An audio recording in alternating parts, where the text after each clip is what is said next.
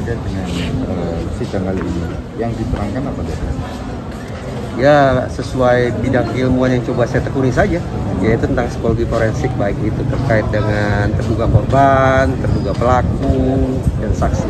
3 pihak itu. Ada dalam pandangan jenengan soal dakwaan dari tersangka lain terkait dengan kasus ini bagaimana pandangan? Kalau bicara pandangan berarti saya harus uraikan lagi nih seluruh keterangan di sidang tadi. Coba lebih spesifik yang bagaimana? Di antaranya apa? Oke, yang antaranya gitu. Ini ada perbedaan antara penyikapan hukum dengan penyikapan psikologi forensik terkait kualitas keterangan saksi. Kalau di dalam hukum misalnya, kesaksian mata atau keterangan saksi itu sangat penting. Salah satu alat bukti yang sangat diandalkan adalah keterangan saksi. Itu dari sudut pandang hukum. Tapi psikologi forensik justru menyanggah itu. Sampai-sampai psikologi forensik menyimpulkan bahwa secara umum barang yang paling merusak proses sidang, barang yang paling merusak proses penegakan hukum, barang yang paling merusak pengungkapan kebenaran itu justru keterangan saksi. Jadi sangat kontras, sangat berbenturan. Saya percaya yang mana? Ya saya tentu saja konsekuensinya saya lebih percaya pada hasil riset psikologi forensik. Alhasil tadi saya tanda petik wanti-wanti di ruang sidang bahwa proses sidang yang terlalu proses penegakan hukum yang terlalu mengandalkan pada keterangan saksi, saya memilih untuk menaruh skeptisisme tingkat tinggi. Itu yang saya katakan. Saksi itu kan salah satu alat bukti. Ya, keterangan saksi. Iya, keterangan saksi adalah salah satu alat bukti. Kalau kemudian itu secara psikologi forensik dianggap tidak kuat. Tidak kuat. Ya. Apa yang harus seharusnya terjadi? Tidak terjadi, yang bisa terjadi, iya. Ya batal. Dakwaan tidak terbukti. Kalau tidak demi hukum, batal demi hukum. Kenapa? Karena keterangan saksi sebagai alat bukti sudah disampaikan di sidang, tapi tidak berhasil meyakinkan majelis karena validitasnya sangat buruk. Kalau tidak menghasilkan, kalau tidak meyakinkan majelis. Kalau majelis percaya pada omongan saya, itu kan terserah majelis saya, dia yang tahu. Kalau majelis teryakinkan oleh keterangan ahli bahwa keterangan saksi itu pada dasarnya sangat patut dipertanyakan kualitasnya, maka boleh jadi hakim akan menganggap keterangan saksi tidak bagus, tidak bermanfaat, tidak mendukung dakwaan. Artinya bisa diabaikan. Vonis abaikan. Oh jelas dong. Kalau hakim sudah ragu terhadap satu alat bukti, maka hakim akan abaikan alat bukti itu. Iya. Bagaimana mungkin hakim ragu terhadap satu alat bukti, tapi dia pakai? Itu kan tidak mungkin. Iya. Jika satu alat bukti ini dapat diabaikan, dapatkah alat bukti yang lain menggantikan? Baik, mari kita baca Undang-Undang TPKS ya. Sayangnya tidak dipakai. Dalam Undang-Undang TPKS ada satu pasal bahwa yang dibutuhkan dalam proses sidang itu apa? Hanya 3, sederhana sekali. 1 saksi atau korban. Itu saja. 1 saksi atau korban.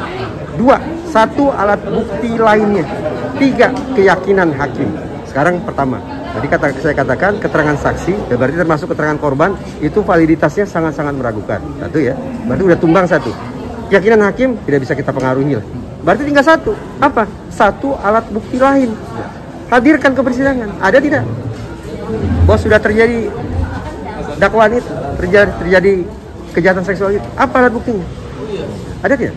Kalau tidak ada, maaf kata, hakim dengan berat hati, mungkin berat hati harus mengatakan, ya tidak terbukti. Tidak terbukti dakwaan karena keterangan saksinya rapuh, hakim tidak yakin, dan tidak ada alat bukti lain yang meyakinkan. Tidak bersalah. Visum misalnya, hasil visum misalnya. Visum ada alat bukti lain. Ini silakan diajukan. Silakan ajukan. Nanti hakimnya akan timbang. Ini hasil visumnya meyakinkan atau tidak? Kalau hasil visumnya tidak karu-karuan, ini misalnya ya. Kalau hasil visumnya juga meragukan hakim, ya praktis 3 hal yang dibutuhkan sebagaimana tercantum dalam Undang-Undang TPKS tidak tersedia. Sedih memang. Keterangan korban ini meragukan karena tidak diperkuat dengan keterangan saksi lain atau bagaimana? Bukan. Ya. Tanpa harus ada, kita bicara individu per individu. Bahwa pada dasarnya keterangan saksi, baik itu saksi A, saksi B, saksi C, dan seterusnya, baik itu pengakuan korban, apakah korbannya 1 atau korbannya lain, secara umum psikologi forensik sudah sampai pada sebuah simpulan bahwa keterangan pengakuan yang mengandalkan daya ingat manusia itu rapuh serapuh-rapuhnya. Itu kata psikologi forensik.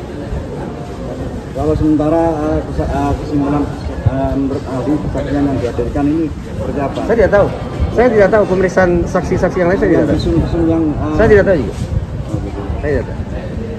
Saya baru hadir kali ini saja. Tapi begini, teman-teman jangan salah kaprah. Pernyataan saya ini kan seperti kontra ya, tidak berpihak pada korban gitu. Seolah-olah tidak berpihak pada korban. Saya orang yang berulang kali katakan, kalau ada korban kejahatan seksual, maka seluruh haknya harus terpenuhi. Seluruh hak korban itu harus terpenuhi. Tapi agar dia bisa definitif punya status korban, tentu saja proses penegakan hukumnya harus benar. Gitu. Terima kasih. Dari mana Pak? Saya psikologi forensik. Atas nama lengkap Oh, nama lengkap saya Reza Indragiri. Prof. Oh, tidak usah pakai detail segala macam. Hari ini saya, karena saya bawa nama lembaga, saya hadir hari ini sebagai anggota Pusat Studi Kajian Pemasyarakatan Poltekip Kemenkumham. Panggil sehari-hari apa Pak? Reza. Dari mana? Wait. Saya Reza Indragiri Amriel. Hari ini hadir sebagai ahli dengan membawa status sebagai anggota Pusat Kajian Pemasyarakatan Poltekip Kementerian Hukum dan HAM. Terima kasih. Terima kasih. Pak. Nanti disambung lagi. Hey. Terima kasih.